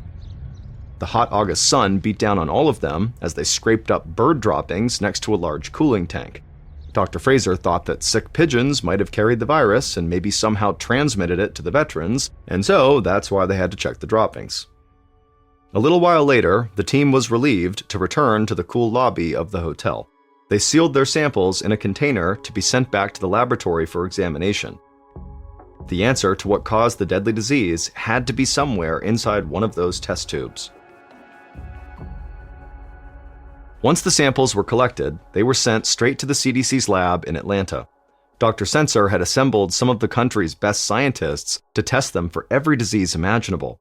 One of those scientists was a young microbiologist named Joseph McDade. Dr. McDade specialized in animal-borne illnesses, and it was his job to test for rare diseases such as Q fever, which could be transmitted from farm animals like goats, sheep, and cattle. So far, there wasn't any evidence that the veterans had interacted with any of those animals, but Dr. Sensor didn't want to take any chances. Unfortunately, Dr. McDade couldn't just look at the samples under a microscope and see if the bacteria that caused Q fever was present. There would be too many other microscopic organisms present. Instead, he had to isolate the bacteria and get a big enough sample to examine. It was an absurdly drawn-out process. First, Dr. McDade had to take lung tissue from someone who died from the mystery disease, inject it into the abdomen of a guinea pig, and then wait for 2 weeks. If the animal developed a fever, that likely meant it had Q fever. Dr. McDade thought Q fever was a long shot, but he agreed with Dr. Sensor that it was important to rule out every possible disease. So he went ahead and started the testing process. And much to his surprise, the guinea pig did come down with a fever, but it came down with it after only 2 days, which meant this disease wasn't Q fever, it was something worse.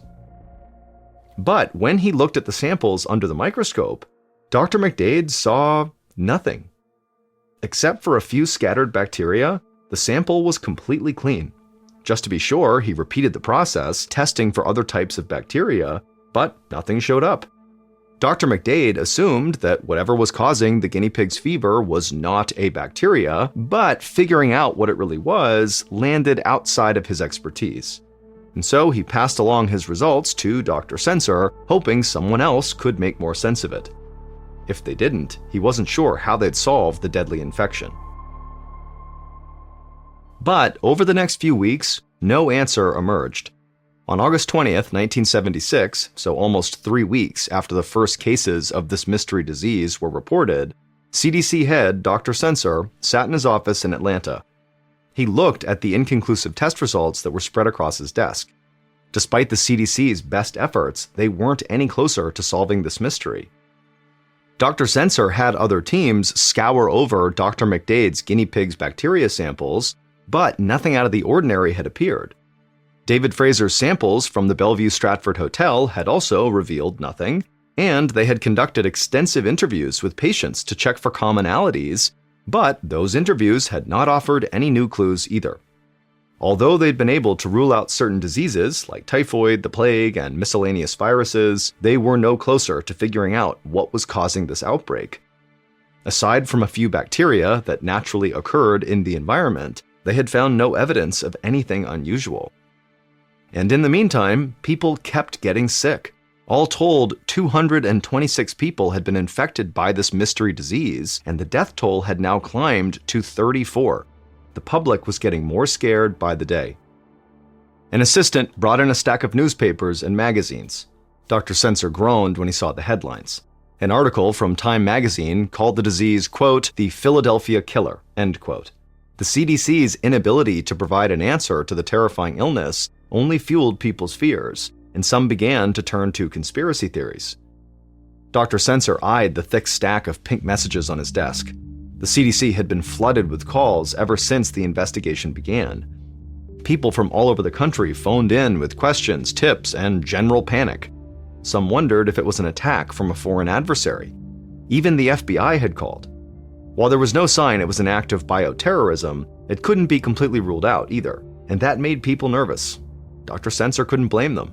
But after launching the largest medical field investigation in its history, they had hit a brick wall. There were no more samples to test, either from the hotel or from sick patients. David Fraser's team in Philadelphia had done everything they could to investigate the outbreak. The only silver lining was that the number of people becoming ill had abruptly stopped, which meant this mystery illness was not transmissible from person to person, and so the general population was not in any danger of a massive pandemic. But Dr. Sensor didn't take much comfort from that. Without knowing what was behind this disease, there'd be no way to stop it if it happened again. Still, he was out of ideas. Dr. Sensor let out a deep breath and picked up the phone to call Dr. Fraser. It was now, unfortunately, time to call off the investigation.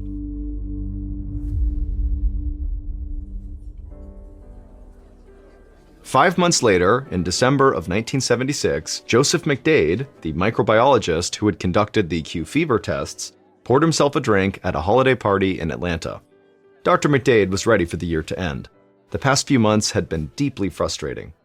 Ever since the investigation had been called off in August, Dr. McDade and his colleagues at the CDC had been under severe scrutiny. The head of the CDC, Dr. David Sensor, had even been accused by Congress of running a sloppy investigation.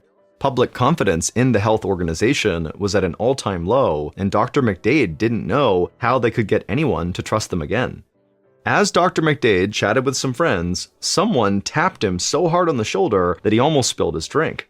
Dr. McDade turned around and saw that it was one of his neighbors. The man was red in the face and he was holding a glass of whiskey in his hand, and so Dr. McDade could tell, this guy was drunk. But before he could say anything, the neighbor jabbed Dr. McDade in the chest with his other finger and said he knew Dr. McDade worked for the CDC. Then the neighbor ranted about how badly the CDC had failed the American people, and that people like him, Dr. McDade, were why the Philly killer had claimed so many lives. Dr. McDade took a step back, totally stunned, and then before he could respond, the neighbor had turned and walked away. Dr. McDade turned back around to his friends, but he couldn't focus on the conversation anymore. He wasn't angry at the confrontation. The man had been harsh, but he was right. Dr. McDade felt an overwhelming sense of failure for not being able to help crack the case.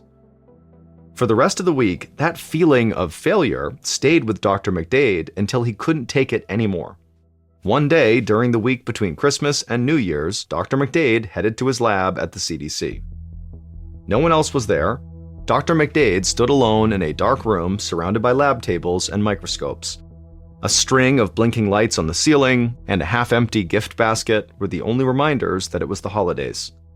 Dr. McDade wanted to look at the tissue samples again from Philadelphia just to kind of clear his conscience and make sure he didn't miss anything.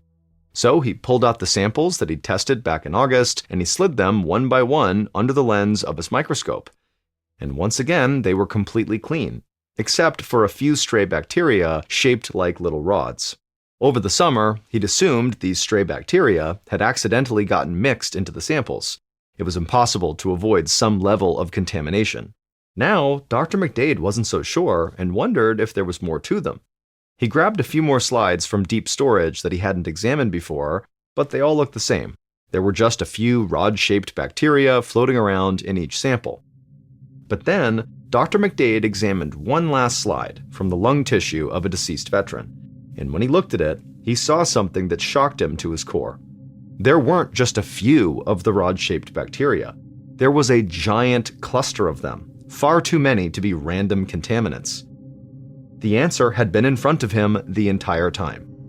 These little rod-shaped bacteria that he had written off had caused the outbreak.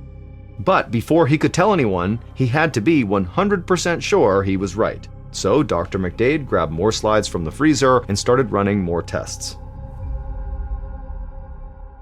2 weeks later, in January of 1977, Dr. Sensor sat in his office, eager to hear what Joseph McDade had apparently discovered during the holiday break. And Dr. McDade would announce that he had identified the actual organism responsible for the outbreak. He described his findings to Dr. Sensor, who was totally stunned. They had tested for every disease they could think of, but even the CDC's top minds could never have guessed it would be something like this. Dr. Sensor agreed that Dr. McDade's discovery was a significant breakthrough, but they needed to gather more samples from the Bellevue Stratford Hotel just to be certain. And so, a few days later, Dr. Sensor sent out one more team of medical detectives to Philadelphia.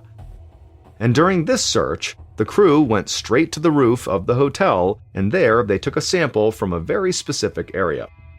And there, on a cold winter day 6 months after it first started, the mystery was finally solved. The Veterans Convention had taken place in July, a hot and sticky month in Philadelphia. The hotel's cooling system ran full blast for the 3 days of the convention.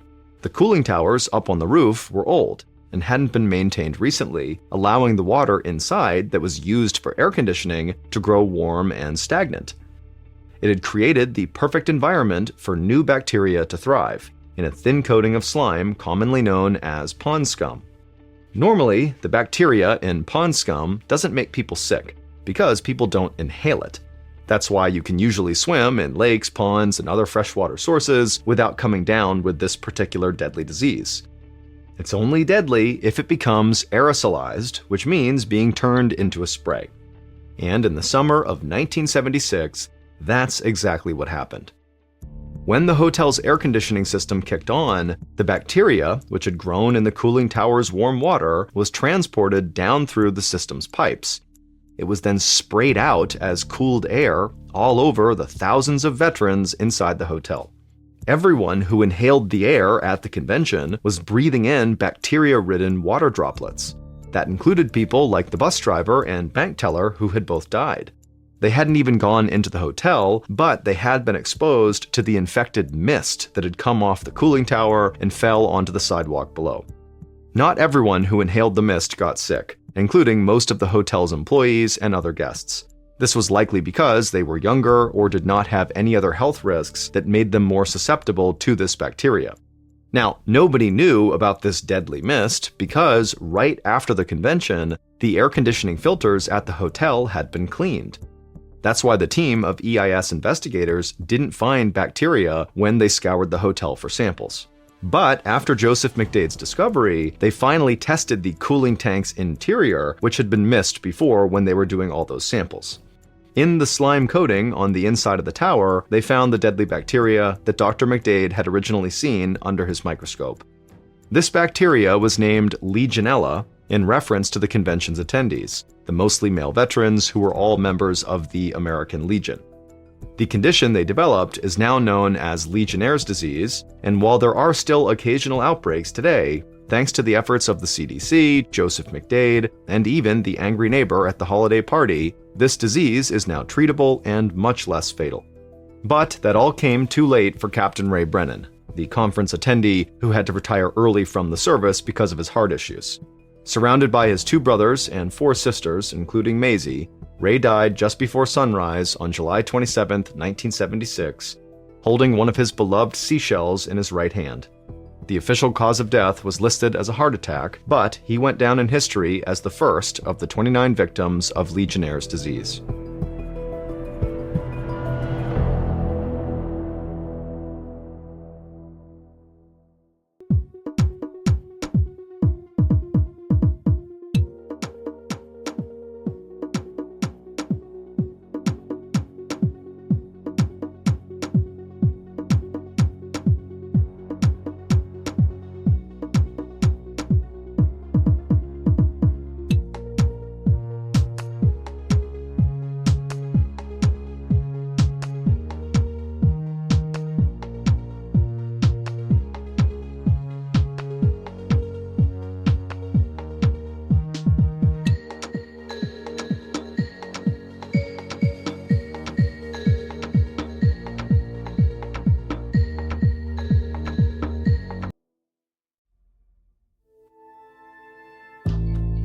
From Ballin Studios and Wondery, this is MrBallen's Medical Mysteries, hosted by me, Mr. Ballin.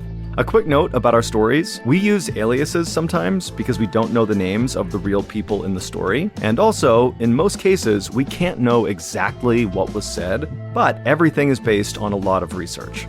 And a reminder, the content in this episode is not intended to be a substitute for professional medical advice, diagnosis, or treatment. This episode was written by Lauren DeLille. Our editor is Heather Dundas. Sound design is by Andre Plus. Coordinating producer